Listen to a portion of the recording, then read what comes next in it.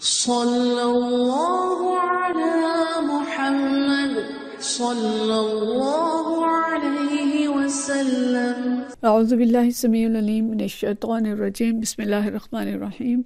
والصلاة والسلام علی رسولہ الکریم۔ بخاری شریف اور باب نماز باجماعت کا ہم پڑھ رہے تھے، اس کا ایک درس ہم سن چکے ہیں اور آج دوسرا پروگرام ہے اس کا انشاءاللہ۔ حدیث ہم پڑھیں گے 620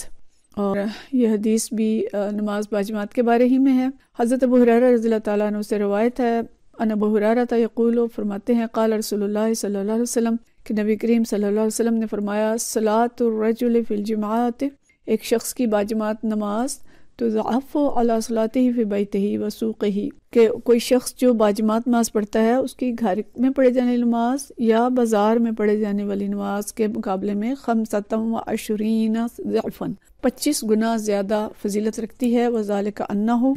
اس لیے کہ اذا تودع، کہ جب اس شخص نے اچھی طرح وضو کیا، فاحسن الوضو، توضع فاحسن الوضو، وضو کیا اور اچھی طرح وضو کیا، ثم خرج الى المسجد، پھر وہ مسجد کی طرف گیا، لا یخرجہ الا الصلاۃ، اس کا یہ نکلنا نماز کے علاوہ کسی اور مقصد سے نہیں تھا، لم یخط خطوۃ، وہ کوئی قدم نہیں اٹھاتا، الا رفعت لہ بہا درجۃ، کہ اس کا درجہ جو ہے وہ ایک درجہ بڑھ جاتا ہے، وَحُطَّ عِنْدَهُ بِهِ خَطِيَّةٌ، اور پھر اس کا ایک گناہ یا اس کی ایک خطا جو ہے وہ مٹا دی جاتی ہے۔ فَإِذَا صَلَّى، پھر جب وہ نماز پڑھ لیتا ہے، ثُمَّ تَزَلِ الْمَلَائِكَةُ تُصَلِّي عَلَيْهِ، لَمْ تَزَلِ الْمَلَائِكَةُ تُصَلِّي عَلَيْهِ، پھر وہ نماز پڑھ لیتا ہے تو فرشتے وہاں سے ہٹتے نہیں ہیں، فرشتے مسلسل اس کے لیے دعا کرتے رہتے ہیں، ما دام فی مصلاہ، جب تک کہ وہ مصلی پر بیٹھا رہتا ہے۔ فرشتے کیا کہتے ہیں؟ اللہم صلی علیہ، اللہم ارحمہ، فرشتے کہتے ہیں کہ اے اللہ اس شخص پر مہربانی فرما، اے اللہ تو اس پر رحم فرما، ولا یزال احدکم فی صلاۃ منتظر الصلاۃ، کوئی شخص جب تک نماز کے انتظار میں رہتا ہے وہ نماز ہی میں شمار ہوتا ہے۔ بڑی خوبصورت پیاری حدیث ہے یہ، اور اس سے میں پتہ چلتا ہے کہ گھر میں یا بازار میں یا دکان میں کوئی نماز پڑھ لیتا ہے۔ بازار میں پڑھنے کا مطلب یہ ہو سکتا ہے وہ دکاندار ہو اور وہ دکان بند کرنے کی بجائے دکان میں ہی نماز پڑھ لیتا ہے، یا کوئی بازار گیا ہے کوئی شاپنگ کرنے، سودا سلف لینے، تو وہ وہیں پہ نماز پڑھ لیتا ہے، یعنی باجماعت نہیں پڑھتا بلکہ کسی مسجد دکان میں یا کسی ایسی جگہ پہ پڑھ لیتا ہے، تو اس کی نسبت جو مسجد میں جا کے پڑھتا ہے اس کا اجر 25 گنا زیادہ ہے۔ اور مقصد ساتھ یہ بھی فرمایا کہ نکلتا وہ صرف نماز ہی کے لیے ہوتا ہے، یعنی یہ نہیں کہ کوئی دنیوی مفاد اس کے پیش نظر تھا اور اس کے لیے وہ گیا اور پھر نماز بھی پڑھ لی۔ ہاں یہ ہو سکتا ہے کہ جیسے بازار گئے ہیں یا کسی کام سے گئے ہیں اور پتہ تھا کہ نماز کا وقت ہوگا اور وہیں مسجد میں نماز بھی پڑھ لیں گے تو اس کا اجر انشاءاللہ اس کے لیے ہوگا، لیکن مسجد میں جانا خاص طور پہ کسی اور مقصد کے لیے، وہ اگر اس میں شامل ہوگا، جیسے ہم یہ دیکھتے ہیں کہ مسجدوں میں ویسے حاضری بہت کم ہوتی ہے کہ لیکن رمضان میں جس دن ختم قرآن ہونا ہوتا ہے اور وہاں پہ مٹھائی بٹتی ہے تو اس دن مسجد بھری ہوتی ہے، تو وہ گویا لوگ مٹھائی کے لیے جاتے ہیں۔ تو ایسی اگر کوئی چیز ہے، جیسے پچھلی حدیث میں ہم نے پڑھا تھا کہ اگر تمہیں پتہ چل جائے کہ وہاں پہ گوشت ملے گا یا کوئی ایسی چیز ملے گی تو لوگ آئیں گے، تو اس طرح کا اگر مقصد ہے تو پھر وہ 25 گنا ثواب نہیں ملے گا۔ تو 25 ہے یا 27 ہے، مقصد کثرت کا اظہار ہے۔ تو نماز باجماعت کو دوسرے اعمال خیر پر فضیلت حاصل ہے، فرشتے خصوصی طور پر نمازی کے لیے دعا کرتے ہیں، اس کے لیے رحمت اور مغفرت طلب کرتے ہیں، اور اس سے مجھے پتہ چلتا ہے کہ الگ نماز ہو تو جاتی ہے لیکن یہ کہ باجماعت نماز کی فضیلت جو ہے وہ زیادہ ہے۔ اور بلا عذر شرعی باجماعت نماز چھوڑنے کے بارے میں جو علماء کا خیال ہے، امام طبی یہ فرماتے ہیں کہ یہ اتنا بڑا نقصان ہے کہ صرف 2 طرح کے لوگ یہ نقصان برداشت کر سکتے ہیں، یا تو وہ جسے اتنے بڑے ثواب کا یقین نہیں ہے، یا وہ کم عقل شخص جو اس نفع بخش تجارت کو اپنی کم فہمی کی وجہ سے اختیار نہ کر سکے، یعنی کسی کو پتہ ہی نہیں ہے تو وہ تو نقصان اٹھا لے، لیکن جسے پتہ ہے وہ پھر بھی نہیں فائدہ اٹھاتا تو اس کا مطلب ہے کہ بہت زیادہ نقصان وہ کر رہا ہے۔ اچھا، اب یہ ہے کہ اپنے پچھلے بھی احادیث پڑھی، یہ والی بھی پڑھی، اور ہم ذرا تفصیل سے کچھ اور احادیث دیگر کتابوں کے بھی دیکھیں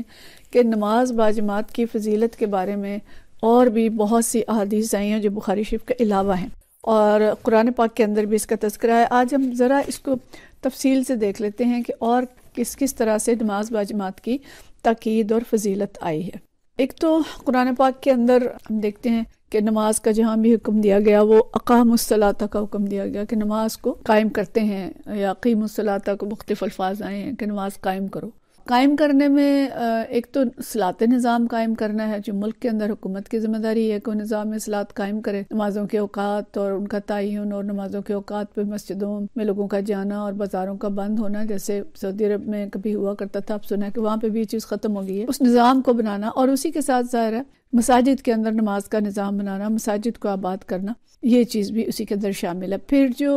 اور ہمیں ملتا ہے کہ جو صیغے استعمال کیے گئے ہیں قرآن پاک کے اندر وہ اجتماعی صیغے ہیں کہ ورکعوا مع الراکعین واسجدوا،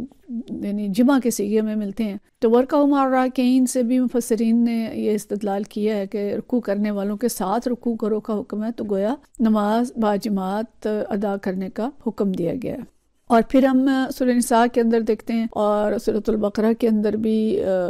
آتا ہے کہ اگر جنگ کی حالت ہے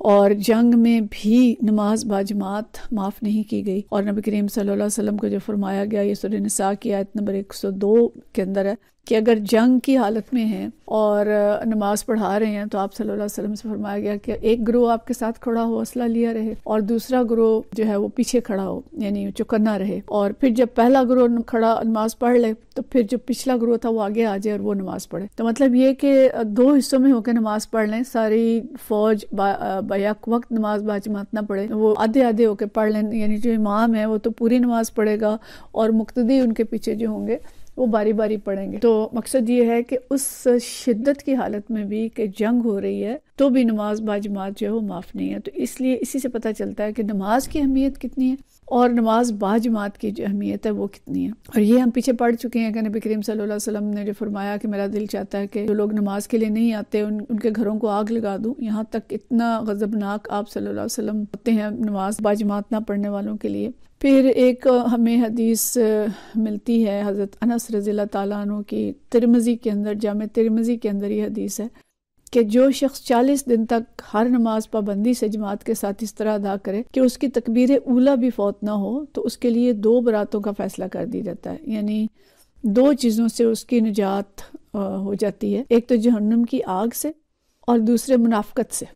یعنی لکھ لیا جاتا ہے کہ یہ سچا مسلمان ہے، یہ منافق نہیں ہے، لیکن نماز ایسی ہوگی اس کی کہ پہلی تکبیر کے اندر شامل ہوگا، 40 دن تک ہر نماز وہ اس پہلی تکبیر کے ساتھ پڑھے، یعنی سستی نہ ہو اس کے اندر، بر وقت جائے اور بر وقت جا کے بالکل آغاز سے نماز کے ساتھ شامل ہو،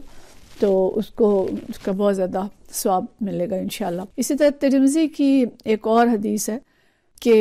نبی کریم صلی اللہ علیہ وسلم نے ارشاد فرمایا کہ ان لوگوں کو یہ خوشخبری سنا دو جو اندھیری راتوں میں جماعت سے نماز پڑھنے کے لیے مسجد جاتے ہیں کہ قیامت کے روز ان کو کامل روشنی نصیب ہوگی انشاءاللہ۔ یہ فجر، عشاء اور فجر کی نمازوں کا بیان ہے کہ جو یہ 2 نمازیں پڑھیں گے باجماعت تو انہیں انشاءاللہ روز محشر جو ہے کامل روشنی نصیب ہوگی۔ تو اسی طرح پہلی صف کا اجر بھی بہت زیادہ ہے۔ حضرت ابی بن کعب رضی اللہ تعالیٰ عنہ کا بیان ہے کہ نبی کریم صلی اللہ علیہ وسلم کا ارشاد ہے کہ لوگوں کو اگر نماز باجماعت کا اجر و ثواب معلوم ہو جائے تو وہ خواہ کسی حال میں ہو جماعت کے لیے دوڑے آئیں، اور جماعت کی پہلی صف ایسی ہے جیسے پاک فرشتوں کی صف، اور تنہا نماز پڑھنے کے مقابلے میں 2 آدمیوں کی جماعت بہتر ہے، پھر جتنے زیادہ ہوں اتنی بہتر ہے، اتنی ہی یہ جماعت خدا کی نظر میں زیادہ پسندیدہ اور محبوب ہے۔ یہ ابو داؤد کی حدیث ہے۔ تو مطلب یہ ہے کہ نماز باجماعت کی بہت ساری فضیلت آئی ہے، بہت سی حدیث میں۔ حضرت عثمان رضی اللہ تعالیٰ عنہ کی سے بھی ایک حدیث کی روایت ہے کہ نبی کریم صلی اللہ علیہ وسلم نے فرمایا کہ جو شخص عشاء کی نماز جماعت سے ادا کرے اس کو آدھی رات تک کی عبادت کا ثواب ملے گا، اور جو فجر کی نماز جماعت سے ادا کرے اس کو پوری رات کی عبادت کا ثواب دیا جائے گا، یعنی دونوں جب مل جائیں گی تو اس کو پوری رات کی عبادت کا ثواب مل جائے گا۔ اور بعض حدیث بڑی سخت ہیں۔ ایک جگہ آپ صلی اللہ علیہ وسلم نے فرمایا کہ جو شخص اذان سننے کے بعد جماعت سے نماز پڑھنے کے لیے نہ آئے، اس کو کوئی عذر بھی نہ ہو تو اس کی وہ نماز قبول نہیں جو اس نے تنہا پڑھی ہے۔ تو صحابہ نے پوچھا کہ عذر سے کیا مراد ہے؟ تو آپ صلی اللہ علیہ وسلم نے فرمایا کہ خوف ہو یا بیماری ہو یا کوئی ایسی وجہ ہو کہ جس کی وجہ سے وہ جماعت میں نہیں پہنچ سکتا۔ تو یہ بہت ساری احادیث ایسی موجود ہیں جس میں نماز باجماعت کی ترغیب دی گئی ہے، اور جو نماز باجماعت نہیں پڑھتے ان پہ غصے اور غضب کا اظہار نبی کریم صلی اللہ علیہ وسلم نے کیا ہے۔ لیکن ہمارے حالات اس وقت دیکھیں کہ مسلمانوں کے خاص طور پہ پاکستان کے اندر کہ ہماری مسجدیں کتنی آباد ہوتی ہیں اور مسجد میں کتنی صفیں ہوتی ہیں نمازیوں کی، اور گھروں میں بھی کتنے فیصد لوگ نماز پڑھتے ہیں۔ بہت کم لوگ ہیں جو نماز پڑھتے ہیں، اور جو پڑھتے بھی ہیں ان میں سے پھر اور بھی کم ہیں جو مسجد کے اندر جاتے ہیں۔ تو نماز کے بارے میں تو یعنی نماز ہی اگر نہیں ہوگی تو باقی جو چیزیں ہیں دین کی وہ کس طرح سے قائم رکھ سکیں گے۔ حضرت عبداللہ بن مسعود رضی اللہ تعالیٰ عنہ کا ایک ارشاد ہے کہ اے مسلمانوں، اللہ نے تمہارے لیے سنن ہدا مقرر فرمائی ہیں، یعنی وہ طریقے جن پہ چل کے امت ہدایت پر قائم رہ سکتی ہے، سنن ہدا۔ تو وہ کیا ہیں؟ فرمایا یہ 5 گانہ نمازیں جماعت کے ساتھ مسجد میں پڑھنا بھی انہی سنن ہدا میں سے ہے۔ اور اگر تم اپنے گھروں میں ہی نماز پڑھنے لگو گے، جیسا کہ فلاں آدمی جماعت چھوڑ کر اپنے گھر میں نماز پڑھتا ہے، تو تم اپنے نبی صلی اللہ علیہ وسلم کی سنت چھوڑ بیٹھو گے، اور اگر تم نبی صلی اللہ علیہ وسلم کی سنت چھوڑ دو گے تو راہ ہدایت سے بھٹک جاؤ گے۔ یہ مسلم کے اندر آئی ہے، یہ حضرت عبداللہ بن مسعود کا ارشاد ہے۔ تو یعنی اس کا مطلب ہے کہ آج اگر ہم بہت زیادہ راہ راست سے ہٹے ہوئے ہیں، امت کو ہم دیکھتے ہیں کہ امت کے اندر بس اب یعنی ہمارے ہاں خاص طور پہ جو موروثی مسلمان ہیں